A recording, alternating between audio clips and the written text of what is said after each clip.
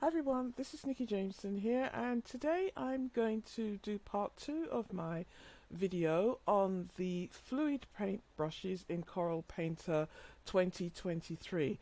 So the reason I am very keen to mention that it's Corel Painter 2023 that I'm using is that unlike previous versions of Corel Painter, the fluid brushes, or the fluid brush category, which consists of fluid build and sculpt and fluid paint and blend brushes, they made an appearance in Painter 2023. And so these brushes are they're really quite special, and they're the kinds of brushes that you have to actually experiment with and try out, rather than just look at them from a distance, to really appreciate how interesting and how versatile and how great they really are. And I say that even for myself, because I played around with them very early on and I kind of abandoned them and got on my other brushes. But if you're looking for a set of brushes that really do some really interesting things in terms of opacity and blending and all sorts of things, the blending technology is so much better than even Corel's blending brushes. So I'm going to take you through the brushes as quickly as I can without taking away from seeing what they do, because for a video you really can't, or rather I really can't do justice to showing you what these brushes do. But if you want to try them out, you have Corel Painter, or you're thinking of getting Corel Painter, these are definitely brushes to check out. So what I'm going to do is I am going to, for some reason that's layer 3, I was practicing with the previous brushes before. I am actually going to add a new layer, and I'm going to close these previous layers. So we'll start on a new layer, and I'll try to pick brush colors that actually show, that actually sort of show up on the canvas, because I did spend a lot of time trying to find the brushes that the colors that actually would match. So I'm using fluid papers here, and these fluid papers were specially created by Corel Painter to go with these fluid paint brushes. And these fluid brushes are paint and blend. So if you check out my previous video, hopefully I've published that video by now, by the time you watch this, you want to check out the build and sculpt. It's really quite important that you look at them together, because they're similar, they're in the same category, but they're very different variants. And we're going to go through these, which are more of a blending kind of brush. They lend themselves well to manga, anime, illustration, any type of painting really. And they do go beyond beyond traditional paint brushes, because you just can't get this same effect with traditional painting. That's one of the wonderful things about digital painting. It's just a very different experience. So anyway, this first brush that I'm doing, which I believe I've set to not its default, I've just set it back to its default, so it's a smaller stroke. This one is called Brushy. It's the first brush in the fluid paint and blend brush category of Corel Painter 2023. Okay, so you can see here that these brushes, they both lay down paint and they blend at the same time.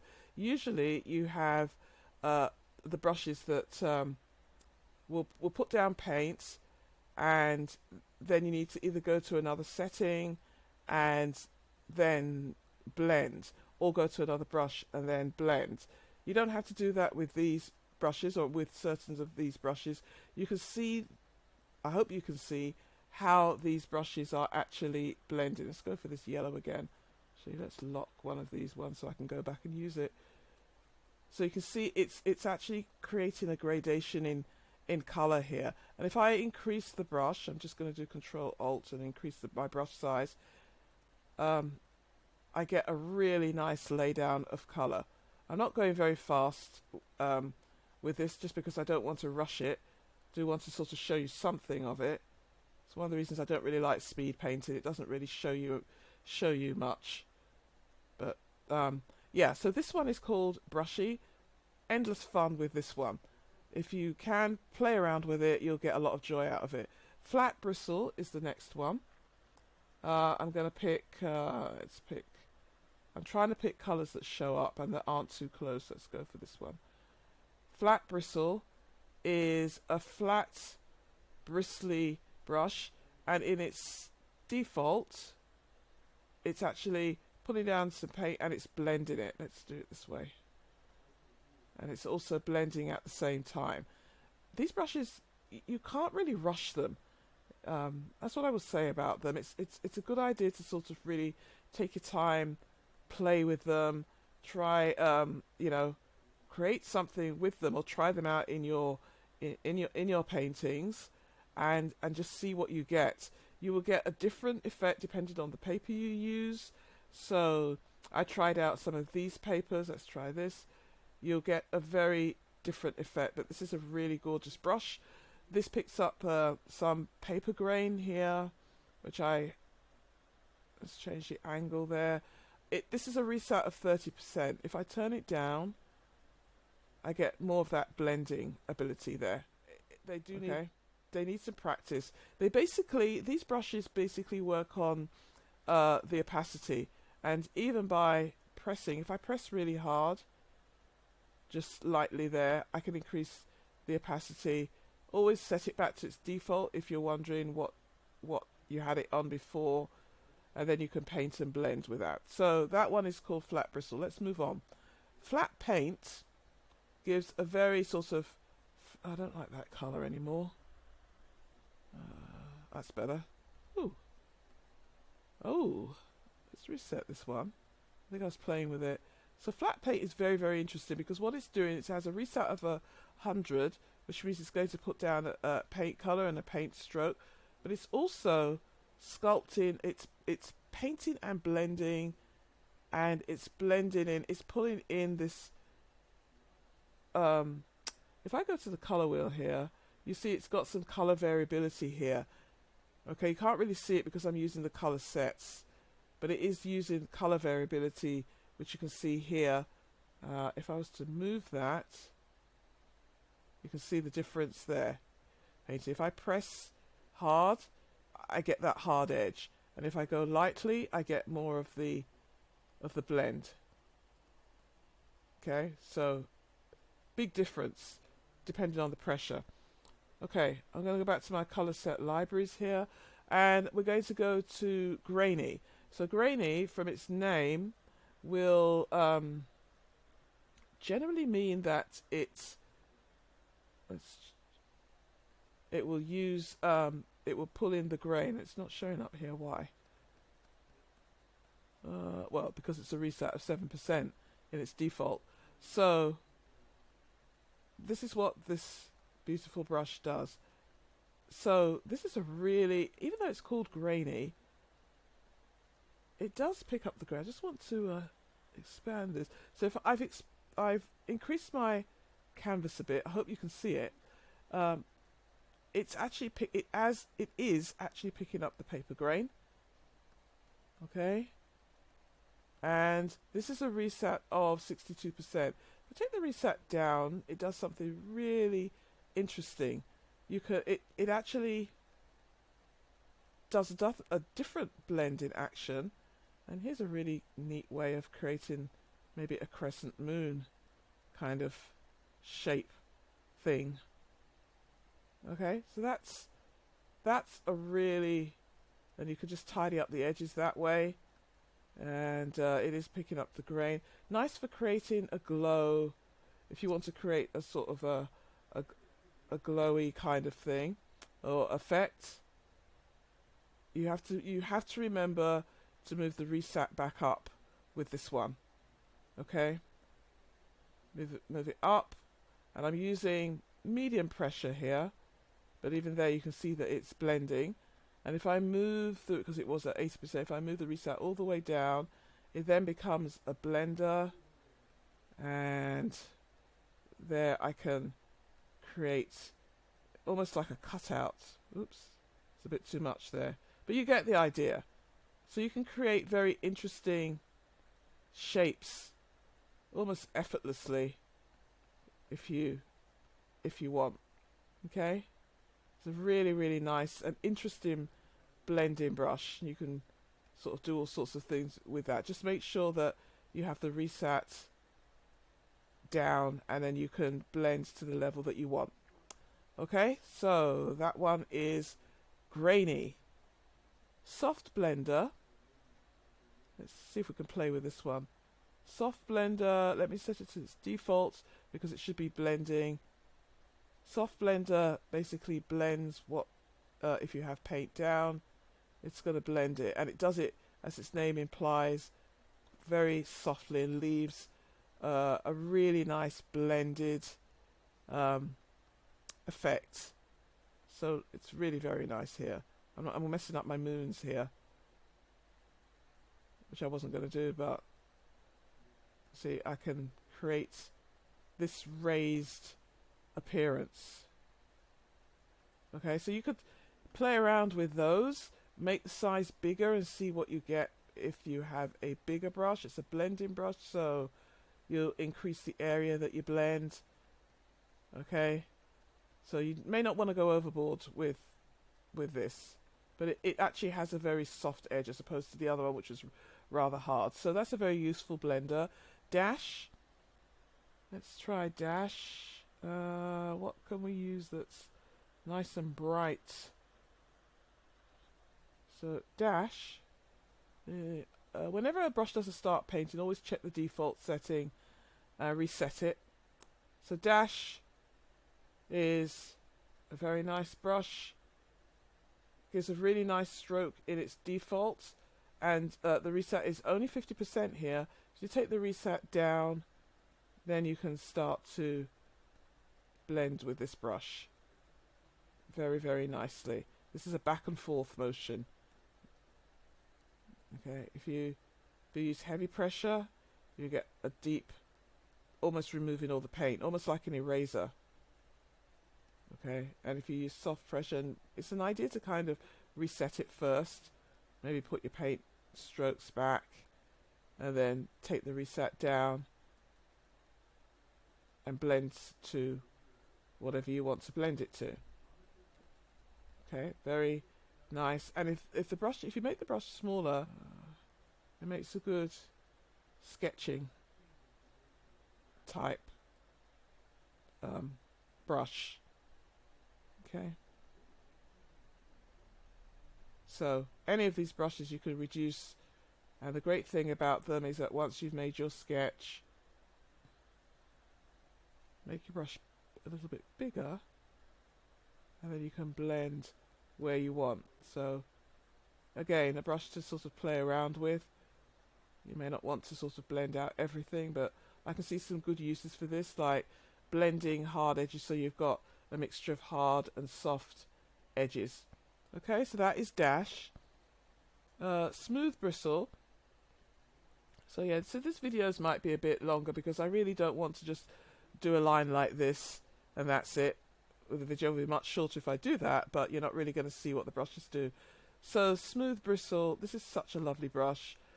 It's so smooth. I'm going to make sure I've reset this. Yeah, this is really so nice. So I'm just doing a very gentle stroke here. And again, remember that we're using paint and blend. The reset is 100% here, so it's laying down paint. Let's take the reset all the way down. Maybe not as much there, because you don't really want that dark. You may not want that dark line. You can control how much blending you get. But this brush is a good brush for blocking in. And when you blend with it, especially if you make it a little bit bigger, you can get a sort of thick and thin kind of effect. Okay. So remember, when you're blending, it's going to blend to the colour you've actually put down. So if you've got one or more colours, you can get a very nice combination of brush strokes there. So that's what this brush does. Alright, that's smooth bristle. It's very smooth, very nice in its blending. Apply a little bit more pressure to even out these lines, or these marks, and you can just get have such a nice time with this brush. So smooth. So smooth. Alright, smooth bristle. Where are we? Bristly texture. Let's choose another color here. And of course it is, let's reset it. Yeah, so bristly texture. Again, another beautiful, beautiful brush. It's so smooth, it really is. I mean, I know you can't feel how smooth this is, but take my word for it, it's almost too smooth. Okay, not too smooth in a bad way. It's actually quite good. But I love the shadows and these marks leave. This is in its default, so the reset is 60%. Let's have a change up of the paper, see what we get. Yeah, see, you get something really nice.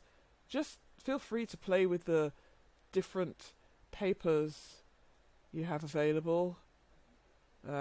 Play with the color, see what these brushes do. They're so different depending on the paper you use and the size. And this is at 90. Let's take it down to, let's say, 12 and see what we get. Yep, so you can get a really small brush, and you know, you could really go to town with this. You don't have to use them at the big size. I show them at the big size so that you can see a little bit of what they do, but if you make it smaller, you can see what you get there. And this is why you can use this for cartoon work and anime illustration. They're very applicable to illustration as well. See what we get. Let's make it a bit bigger. So there you go. You have a nice, I don't know why I'm drawing these round faces here, but whatever. Okay, that's bristly texture. Good for blocking in, good one for blocking in. Thick bristle. It's a lovely, lovely brush, one of my favourites. Why haven't I marked it? It is so smooth. It has a bristly effect. It goes on really beautifully. This is in its default. The reset is 41%. Very important to pay attention to the reset for these brushes because you can do different things with it. If we take the reset all the way down, and you can see it picks up some grain, it leaves a bit of a wispy end, and it blends. I'm going to make it a little bit bigger.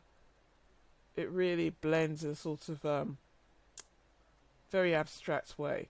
So you want to, if you don't want to remove all the paint and really blend it all in, you would probably make sure your reset was up, put the paint back in, and then you can always turn it down a little bit to control the reset, and then just blend capability. You want to watch this brush because it kind of removes, it blends almost a little too well. Okay.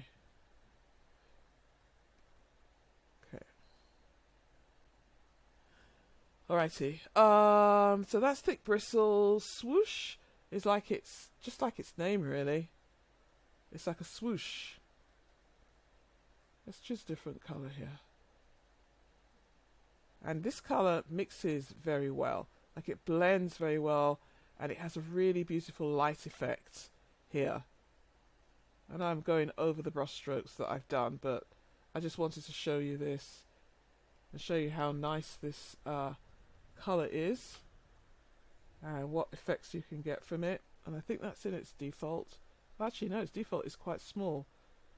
Okay, so in its default, it sort of tapers off. Okay, but this, if I make it bigger, it's pretty good for making abstracts, for blocking in. You can really have fun with this brush. And if I take the reset down even more, you can see I can blend a little bit more. Very nice brush. That's Swoosh. Fantasy Clouds, a favourite of mine. I'm going to change the paper. Fantasy clouds. Let's choose white.